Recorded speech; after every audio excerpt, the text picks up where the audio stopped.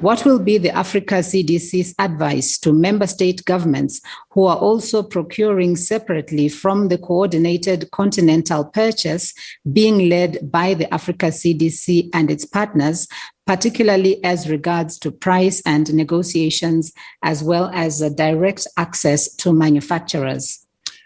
So that is a very good question. And let me start off by saying that I don't have any information or detailed information on what the situation in Ghana is. But I can tell you that when we discussed with the Sputnik folks, their pricing was that they quoted was $9.5 per dose, so that the 2 doses will be around approximately $20. That is the price quotation that they gave us. Now, what happens when a country deals directly with a manufacturer is really out of our hands. And I think unfortunately, I would not be able to comment on what the transaction at the country level is. Okay, so let us take our last question, and it's coming from Janice Q. Janice doesn't write her news organization, but she says, could Africa CDC comment on the total dollar figure that it is targeting from funding arrangements, such as the one with MasterCard Foundation? And she has just sent in a message to say that she's with Bloomberg.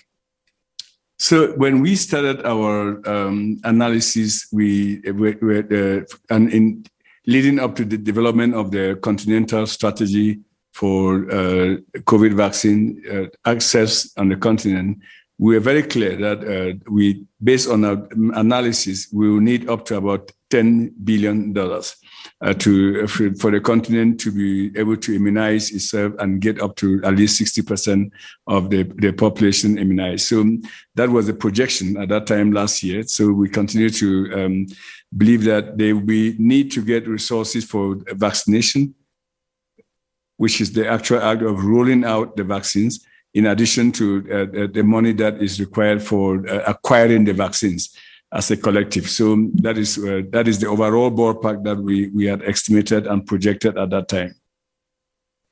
Thank you very much, John. I think now it's time for you to sum up by just giving us the main highlight points that you want people to take away from today.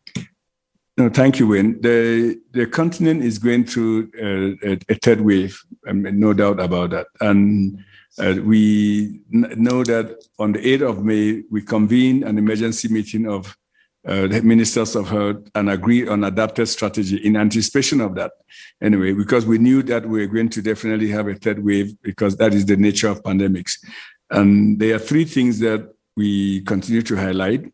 One is that we must enhance our prevention efforts. And that will include 2 things: that the public health measures must be maintained, including masking, social distancing, avoiding crowded space, because when we come together, you offer the virus a chance to spread. I think that is just very important.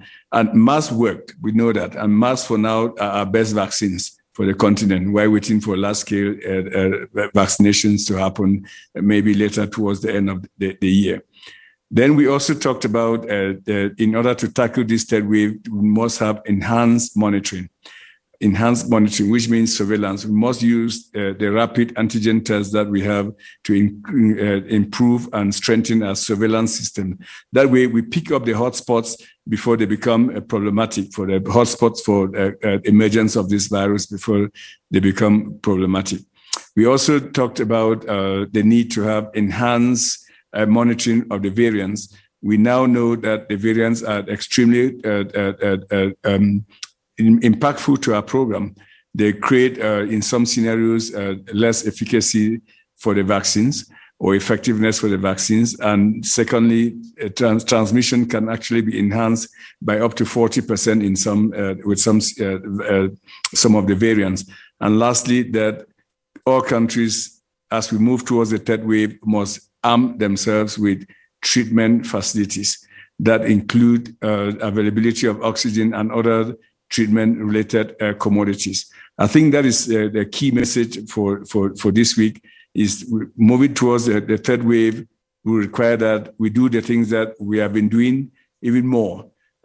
because we are not helpless. We have some tools in our hands, and the ability is to work with the community to make sure that these tools are properly implemented.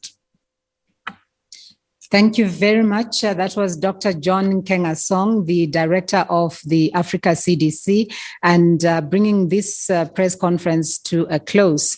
Let me thank you very much, colleagues, for cooperating with us. We had a very short period of only 30 minutes for today's press briefing, and you did comply by just asking your one question and also being very precise in the manner that you put the questions that allowed us to come out in the 30 minutes that we had.